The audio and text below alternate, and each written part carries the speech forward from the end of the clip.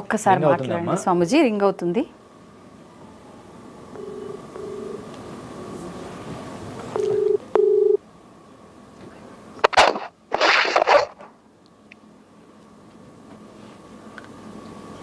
Hello, చాలా గొప్పవారండి మీరు, అందుకనే మీ గురించి.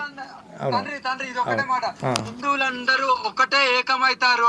అవును, ఫస్ట్ ప్రాణం నాదే పోయి నేనే తీసుకుంటా, అప్పుడన్నా మీరు అందరూ ఒకటే ఏకమై ఉంటారంటే నా ప్రాణం ఫస్ట్ పనంగా పెడతారు. నాకు అది 100% తెలుసండి. మీ గురించి ఎంత అద్భుతంగా చెప్పానంటే మీ వీడియో చూసిన తర్వాత తెలుస్తుంది. మీ గురించి చాలా అద్భుతంగా, ఎందుకంటే నేను చిన్నతనం నుంచి వీళ్ళతో గురువులతో తిరిగాను కాబట్టి మీరు గొప్పవారు.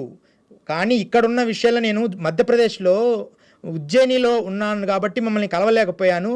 నిన్ననే నేను వచ్చాను, లేకపోతే నేను ముందే మిమ్మల్ని కలిసింటే చాలా విషయాలు మీకు చెప్పేవాడిని ఇక్కడ పరిస్థితులు మీతో. కానీ లేట్గా కలిశానండి, అందుకని ఉంటే మిమ్మల్ని కలిసేవాళ్ళని డైరెక్ట్గా. మీరు ఏమంటున్నా తండ్రి, ఇప్పుడు చెప్తున్నా వినండి. 2 తారీఖు 3 తారీఖు ఈ సంవత్సరం లాస్ట్, ఇప్పుడు ఈ నెలలో కేదార్నాథ్ బంద్ అవుతుంది. ఎవరికన్నా నాకు తెలుసా అండి, నేను స్వామీజీనే, చెప్పండి.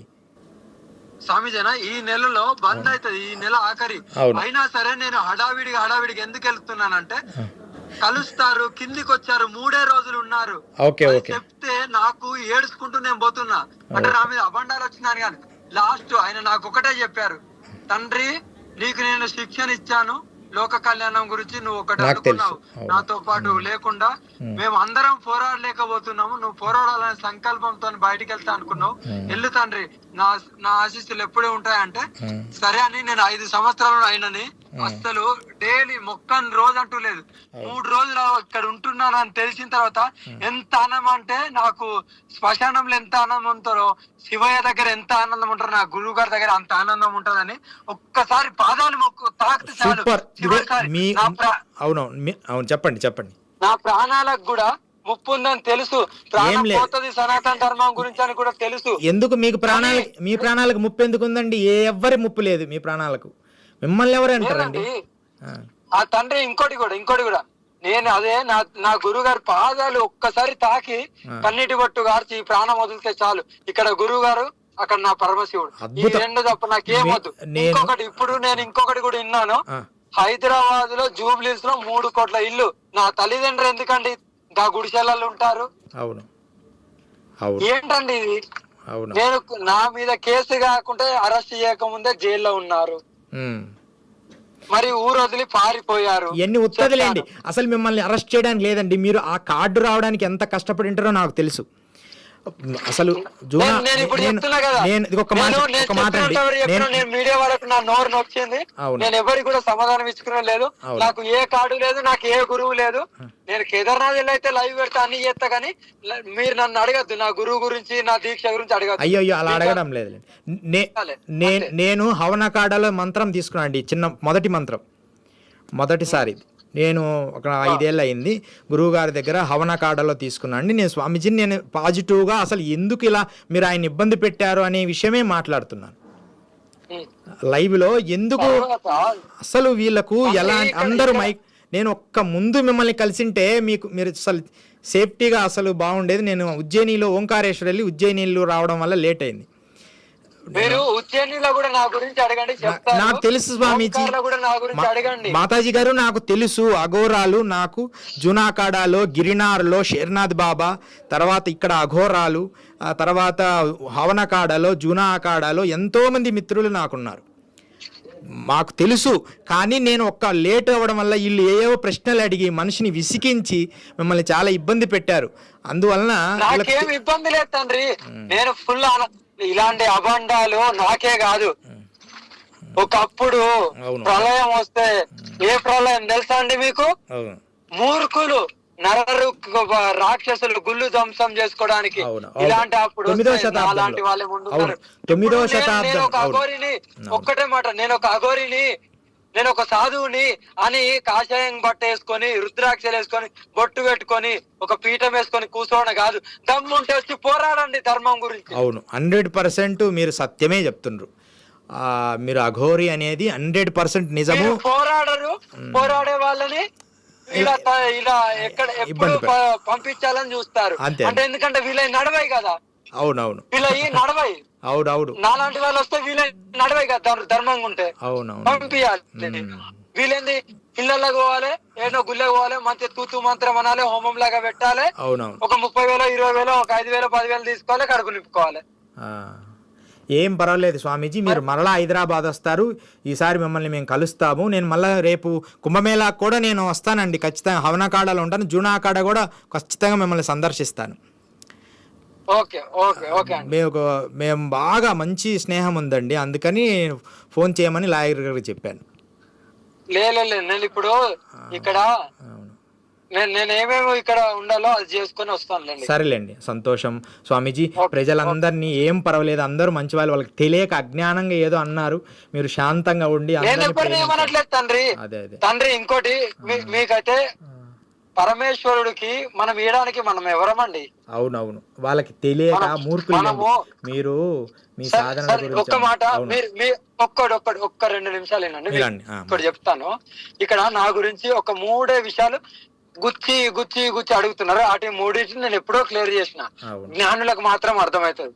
పరమేశ్వరుడికి లీలమైపోయి నువ్వు ఒక దీక్షలో తీసుకోవాలంటే నీకు ఇక్కడ మొత్తం శూన్యము, మోమాయ అని అంటారు. మోమాయ అంటే తల్లి తండ్రి, తల్లి తండ్రి, ఫుడ్ గాని కట్టుబట్ట గాని ఏది ఉండదు.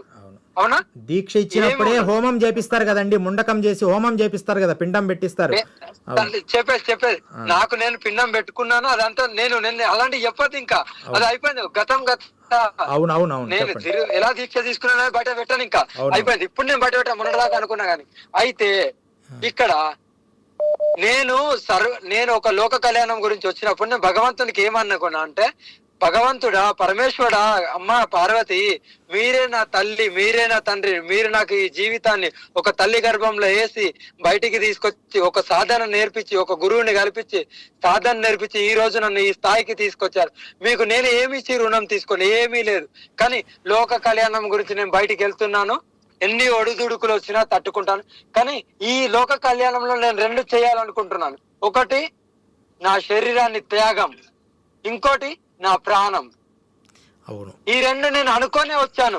అనుకొని ఈ గడువులో లోక కళ్యాణం 2 సంవత్సరాలు 3 సంవత్సరాలు ఇలా తిరుగుతూ పాదయాత్ర అన్ని రాష్ట్రాలు తిరుగుతూ అక్కడక్కడ గుళ్ళల్లో పోయి నా వంతు చేస్తూ అవన్నీ విజువల్ నేను చూపిస్తాను, అందరికి నిరూపిస్తాను.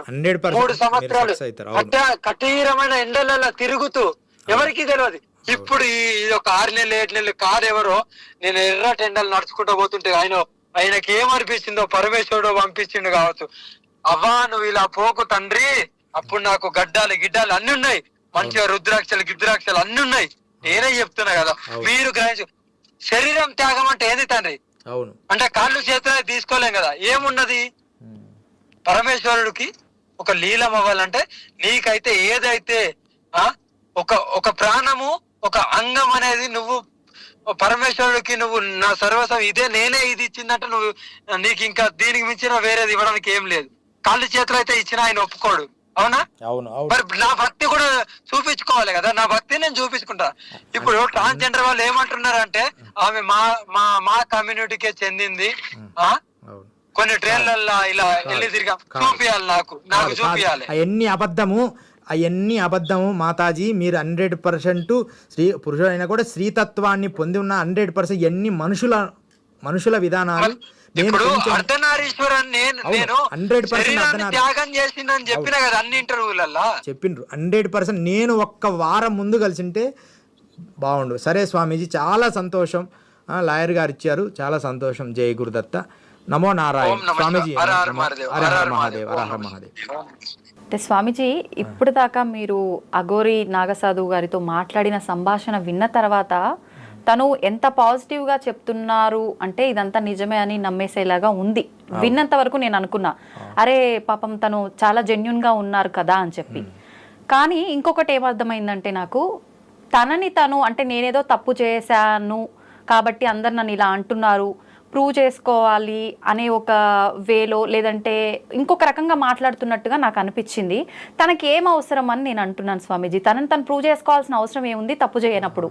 అది అయితే తను కూడా ఆ అమ్మగారు కూడా అలాగే అంటున్నారు, నేనేం ప్రూవ్ చేసుకోవడానికి కాదు, నేనంటే చూపిస్తాను, నిరూపిస్తాను, మా గురువుగారి దగ్గరికి వెళ్ళి నేను లైవ్లో కేదార్నాథ్ 2వ తారీఖు మోసేసే లోపు నేను వెళ్తాను అంటుంది. 100% ఆమె జెన్యూనే. కానీ ఆమె సంఘములో ఈ తెలుగు రాష్ట్రాల్లో ఉన్న పరిస్థితులు ఆమెకు కొంత తెలియకపోవడం వల్ల, మాట్లాడడం వల్ల కొంచెం ఇబ్బంది అయింది తప్ప 100% మనం అది యాక్సెప్ట్ చేయాలి. లేకపోతే అవన్నీ ఆమెను అంగీకరించరు అన్ని రాష్ట్రాల్లో. కానీ ఏదైనా తెలుగు రాష్ట్రాల్లో ఇప్పుడున్న పరిస్థితుల్లో ప్రభావంగా ఎలా మాట్లాడాలి, కొన్ని పదజాలాలు తెలియకపోవడం వల్ల అలా జరిగింది తప్ప దాన్ని మనం అంత భూతత్వంలో పెట్టి ఆమె చాలా అన్నెసెసరీ చేశారు అని నా అభిప్రాయం. అన్నెసెసరీ, అసలు అవసరమైనంత మాట్లాడుకోవాలి అంతే. పోయి మైకులు పెట్టి అలా అయిందని అనుకుంటున్నా. ఏది ఏమైనప్పటికీ అఘోరం అనేది నిజము. ఇంకొంతకాలము ఈ పరిస్థితుల్లో కాకుండా ఆమె అంటుంది కదా దేశ రక్షణ కోసమని. నిజంగా దేశ రక్షణ అవసరమైనప్పుడు అలాంటి వాళ్ళు వచ్చి చేస్తారు. దాన్ని మనం అది విశ్వసించాల్సిందే. అవసరమైతే వాళ్ళ సేవలు మనం కొనసాగించుకోవాలి. నేను ఒక క్వశ్చన్ అడగొచ్చా స్వామీజీ? దేశ రక్షణ కోసం అవసరమైనప్పుడు వచ్చి ఉంటే బాగుంటుంది, రావాల్సింది వస్తుంది మీరు చెప్పింది. తన మాటే తను మాట్లాడడం కరెక్ట్గా పరిపూర్ణ స్థితిలో లేని తను దేశ రక్షణ కోసం ఎలా, అసలు ఏం రక్షిస్తుంది? అద్భుతం, చాలా మంచి ప్రశ్న. అయితే ఏంటంటే తన భావజాలం ఏదో సేవ చేయాలి, సంఘానికి సేవ చేయాలి. హిందూ ధర్మం గుడి ఏదో ప్రాబ్లం అయితే నేను వెళ్ళి నిలబడాలి, అక్కడ హిందూ ధర్మం ధ్వంసమైనప్పుడు నేను కాపాడాలని ఒక భావజాలంలో ఉంది. అది పక్వ దశ. ఒక్కొక్క వ్యక్తి ఒకేసారి పక్వ దశ వస్తుందని రూల్ ఏం లేదు కదా. ఇంకొంతకాలం తర్వాత ఆమె మార్చుకుంటుంది ఆమె భావజాలం. ఏంటంటే లైఫ్ అనేది వార్ అండ్ పీస్, యుద్ధంతో మొదలవుతుంది. అన్ని తర్వాత శాంతి పొందుతుంది. అలాగే ఆమె కూడా ఇంకొంతకాలం తర్వాత ఆమె భావజాలన్నీ సత్వగుణంగా మారుతాయి. ఇది ఇలాగే ఉండాలని మనం ఎనాలిసిస్ చేసుకుంటాం. ఆ గౌరీ ఆవిడ ఇప్పుడు ఈ స్థితిలో ఉంది, కానీ ఖచ్చితంగా ఆమె మార్పు చెందుతుంది. 100% ఆమె జెన్యూనే అనేది నా భావం. కానీ మనకు అవసరం లేదు ఆమె ఎలా ఉంటే ఏమి. ఆమె బూడిద పూసుకున్నాం, ఆయన పౌడర్ అన్నాడు, బూడిద రాసుకున్నది అన్నాడు, లిఫ్ట్కి అసలు నీకెందుకు, మీరెందుకు మైకులు పెట్టాలి వెళ్ళి? ఆవిడ ఏమైనా చెప్పని, మీకు అది కరెక్ట్ కాదన్నప్పుడు మీరు ఎందుకు పెట్టాలి? ఒకరి మీద ఒకసారి కరెక్ట్ కాదా అనుకున్నప్పుడు పదే విధంగా వెళ్ళి ఎందుకు మైకులు పెట్టాలి? మీ యూస్ కోసమే కదా, జనాల యూస్ కోసమే కదా. వాళ్ళు చిన్న వాళ్ళు కూడా వెళ్ళి పెట్టడము, మీరు మంచిగా చదువుద్దా, మీరు అదేంటి, మీ గురువు ఏంటి ఇవన్నీ ఎవరికి ఉండేది వాళ్ళకు ఉంటుంది. గురువుగారు లోకానికి మీరు ఎలాంటి మేలు జరుగుతుంది, మీరు ఎలా చేయగలరు? ఇగో నేను ఇలా చేయగలనమ్మా, నేను ఆరోగ్యం చేయగలను, నేను యోగా చేయగలను, నేను ఆయుర్వేద ఔషధం ఇవ్వగలను, నేను మంత్రం చేసి మిమ్మల్ని శాంతి, ఏదో తనకు చెప్పుకోవాలి తప్ప అన్నెసెసరీ క్వశ్చన్లు అడిగి తను ఎలా స్పందించాలో తెలియని భావంలో ఉంది. ఇంకా అది ఆమె చెప్పడం వల్ల ఇంత రాద్ధాంతమైంది. లేకపోతే ఇంత ఇష్యూ చేయాల్సిన పని లేదు. ఇదే మధ్యప్రదేశ్ కానీ, కాశీలో కానీ, హిమాలయాల్లో కానీ ఎక్కడ ఇంత ఇష్యూ జరగలేదే, జరగదు కూడా. గురువు గారు తనతో మాట్లాడేటప్పుడు మీరు కూడా ఎక్కడ నేర్చుకున్నా, ఏ గురువు దగ్గర అని చెప్పారు కదా, మీరు ఏ గురువు దగ్గర నేర్చుకున్నారు? మేము హవనకాడాలో జస్ట్ మంత్రం, పెద్దలు అఘోరాల దగ్గర మంత్రం తీసుకుంటాం. వీలైనప్పుడు నేను యోగ సాధన కొద్దిగా సంస్కృతము, ఏదో సంగీతం కొంచెం శాస్త్రీయంగా కొద్దిగా నేర్చుకుంటూ సత్వగుణంలో ఉండే శ్రీ విద్యోపాసన చేసుకుంటాం. మా గురువు గారు శ్రీ విద్యానందనాథ, శ్రీకాకుళంలో ఆయన పేరు అది, శ్రీ విద్యానంద గురుగారు. ఒక్కటి మనం ఇందాక తనతో ఇప్పుడు నేను అడగగానే మీరు నేర్చుకున్న విద్య గురించి, అకాడమీ గురించి, పేరు చెప్పేశారు. ఎవరైనా వాళ్ళ గురువుల పేర్లు చాలా గౌరవంగా చెప్పుకోవడానికి ఇష్టపడతారు. మరి ఇందాక మనం ఫోన్ కాల్లో తనతో మీరు అడిగినప్పుడు నా గురువులు ఎవరో నేను చెప్పను అని ఎందుకు అన్నారు? అట్లా లేదు, నేను బాగా విన్నాను. నేను ఆల్రెడీ చెప్పేశాను, నేను చెప్పను. ఆల్రెడీ వీడియోలో నేను చెప్పేశాను. అంటే అది ఒక మొండివాదన అనుకోవచ్చు కదా గురుగారు. అఘోరాలకు అది అంత మొండివాదం సహజం. అఘోరాలకి సామాన్య మానవులకు తేడా ఏముంది? నేను అఘోరాలతో తిరిగానమ్మా. అసలు చాలా ప్రేమ వచ్చినా కొడతారు, నవ్వు వచ్చినా కొడతారు, ఇలా గౌక్కున ప్రేమగా కొడతారు. నేను ఎగిరి ముందుకు పడేవాడిని. వాళ్ళు కొంచెం వరమిచ్చే తీయటి శాపం లాగా ఉంటారు అఘోరాలు. తల్లిలాగా వరమిచ్చే తీయటి శాపం లాగా కొంచెం మార్మికంగా ఉంటారు. వీడియోస్ తీసుకోవడానికి కొంతమంది ఒప్పుకోరు ఆ రహస్యాలు చెప్పేటప్పుడు. ఈమె రహస్యాలు ఏమీ చెప్పలేదు, నేను విన్నాను అన్ని వీడియోలు. జస్ట్ శవం మీద కూర్చుంటాం, సాధన, ఇవన్నీ అందరూ చేసే అఘోరాలే. కానీ మార్మికమైన రహస్యాలు ఆమె దాటేసింది. నిజంగా ఆమె కరెక్టే, కానీ అవి ఎలా చెప్పాలో ప్రజెంట్ చేయడంలో రాలేదు. అంటే నిజంగా వీడియోస్ చెప్పడం కూడా తెలియాలి కొంతమందికి, దాన్ని ప్రజెంట్ చేయడంలో కొంతమంది ఉంటారు. అదే ఒక్కటే ఆమెకు రాలేదు తప్ప ఆవిడ అవన్నీ భవిష్యత్తులో మార్చుకుంటుంది వీటి విషయాల వల్ల. తర్వాత ఆమె ఏదైనప్పటికీ ఆవిడనే సంబోధించాలి. ఆవిడ మారింది, ఆమె విద్య నేర్చుకున్నది నిజము, ఆవిడ సాంప్రదాయబద్ధంగా విద్య నేర్చుకున్నది. కానీ ఇంకొంత ఇది దీనివల్ల ఆమె జ్ఞానం నేర్చుకుని భవిష్యత్తులో ఆమె ఇంకొంచెం మంచి విషయాలుగా కొంచెం ఏకవస్త్రం ధరించి ఉంటే బాగుండేది. ఇక్కడ అవసరం లేదు, ఇక్కడ జనాలు ఇక్కడ ప్రాంతాన్ని బట్టి ఏకవస్త్రం. ఉత్తర భారతదేశంలో అయితే అవసరం లేదు. నేను నిన్ననే ఉజ్జయినిలో వెళ్ళాను, అసలు అక్కడ ఎవరు పట్టించుకోరమ్మా. అన్ని గుడ్డలేడ్చి తిరిగినా ఎవరు పట్టించుకోరు. వాళ్ళని ఏ ప్రశ్నలు వేసినా ఏం చెప్పినా ఎవరు పట్టించుకోరు. ఒక అనుకోకుండా ఒక సెన్సేషనల్ అనమాట. అంటే పాల పొంగులాగా పొంగినాయి గబుక్కున. పాల పొంగు ఎంతసేపు ఉంటుందమ్మా? ఈ చాలా మంది గురువుల పరిస్థితి అంతే, మళ్ళీ ఎమ్మడే డౌన్ అయింది. జ్ఞానముతో పెంచుకునేవాడు స్థిరంగా ఉంటాడు. ఒకేసారి పాలపంగా బుస్సని పైకి లేస్తే మళ్ళీ కొన్ని తగ్గుతుంటాయి. చాలా సంస్థలు అంతే, ఎందుకంటే దాంట్లో తాత్కాలికమైన శక్తి. వాళ్ళు అలాగే ఇంకొంత కాలానికి పూర్ణ పరిపక్వం అయినప్పటికీ కూడా ఇక్కడ ఈ ప్రాంత అభిమానాలు, ఈ మనుషుల్లో ఉన్న కుతంత్రములు, కుళ్ళులు, ఇవన్నీ కూడా కొన్ని ఎనాలిసిస్ చేయలేకపోయింది అంతే తప్ప. ఖచ్చితంగా ఆవిడ మంచి మార్గంలోనే విద్య నేర్చుకుంది. చాలా ఎన్నో సాక్రిఫైస్ చేస్తేనే ఆ స్థాయి వస్తుంది. అలాగని జ్ఞానం ఉండాలని కాదు, ఆమె విద్యలో ఆమె నేర్చుకుంది. మంత్రము, ముద్రలు, పూజలు నేర్చుకుంది, నేను తెలుస్తుంది నాకు. కానీ ఏది దాచాలి, ఏది చెప్పాలి, ఎంతవరకు చెప్పాలి, ఈ ప్రజలకి నువ్వు ఎంత మేలు అలా ఒక పద్ధతిగా తీసుకొచ్చింటే బాగుండేది. అడిగి రకరకాల ప్రశ్నలు వేయడం, ఆమె ఏదో ఒకటి సమాధానం చెప్పడం, దానివల్ల ఇంతవరకు జరిగింది. ఇంతకంటే మనం దీన్ని అన్నెసెసరీ వీటి మీద ఎక్కువ మాట్లాడకూడదు. ఆమెకు దూరంగా ఉండండి అవసరం లేకపోతే, ఎందుకు ఆమెను డిస్టర్బ్ చేయడం అనేది నా భావన. ఆమెకు దూరంగా ఉండండి అంటే ఆమె మనుషులకు వస్తే మీరు ఎందుకు వెళ్ళాలి? మనకు బాగలేదు ఇప్పుడు అక్కడ, అది మీకు నచ్చలేదమ్మా. నచ్చలేనప్పుడు దాని దగ్గరికి ఎందుకు వెళ్తుండ్రు? ఎందుకు అందరికి చూపించాలనుకుంటుండ్రు? మీకు నచ్చలేదు, ఆవిడ సహజ స్వభావం అది. ఇప్పుడు సింహం సహజ స్వభావం ఉంటుంది, బ్రాహ్మడి సహజ స్వభావం ఉంటుంది, ఋషికి సహజ స్వభావం ఉంటుంది, యోగికి సహజ స్వభావం ఉంటుంది, ఒక సహజ స్వభావం ఉంటుంది ఒక బ్యూటీకి. ఒక యాంకర్కి సహజ స్వభావం ఉంటుంది. ఎలా? అడ్మినిస్ట్రేషన్గా మాట్లాడడం, అవసరమైన ప్రశ్నించడం, అలా ఉండాలి. ఇప్పుడు ఐ డ్రీమ్ అనేది ఎంత అద్భుతంగా ఉంటుందంటే, నేను చూసే అన్నిటల్లో పిచ్చి కంటెంట్స్ ఉండవు, అనవసరమైన మైకులు పెట్టి నెసెసరీలు ఉండవు. ఒక వ్యక్తిని ఎంతవరకు మాట్లాడాలనే పద్ధతిగా ఉంటుంది. ఎందుకని? దాని సహజ స్వభావం ఒక పద్ధతిగా తీసుకొస్తున్నారు. అది ఎంతకాలం ఉంటుందో అంతకాలం దాని పేరు అద్భుతంగా ఉంటుంది. అది నేను చెప్పుకొచ్చా. అందుకని ఇది మనం అది కాపాడుకుంటేనే గొప్పగా ఉంటుంది. అంతేగాని అన్నెసరీ ప్రశ్నలు వేస్తే అన్నెసెసరీగా అయిపోద్ది. ఇది అందరూ యూట్యూబ్లో పెట్టడం అన్నెసెసరీ. దాని గురించి మనం ఎక్కువ మాట్లాడకూడదు. భవిష్యత్తులో మనం మంచి కార్యాలు, మంచి ఆయుర్వేద కార్యాలు, మంచి విషయాల మీద మనం డిబేట్ చేద్దామమ్మా. అది అందరికి మేలు జరుగుతుంది వీటికంటే కూడా అని నా భావన. బంగారు తల్లి, తప్పకుండా జై గురుదత్త. అడగగానే వచ్చి నాకు సమయాన్ని, మీ విలువైన సమయాన్ని నాకు కేటాయించి మంచి విషయాలు మాకు తెలియజేసినందుకు ధన్యవాదాలు. జై గురుదత్త. శ్రీమాత్రే నమః. సర్వమంగళాని భవంతు. జై భోలేనాథ్కి జై.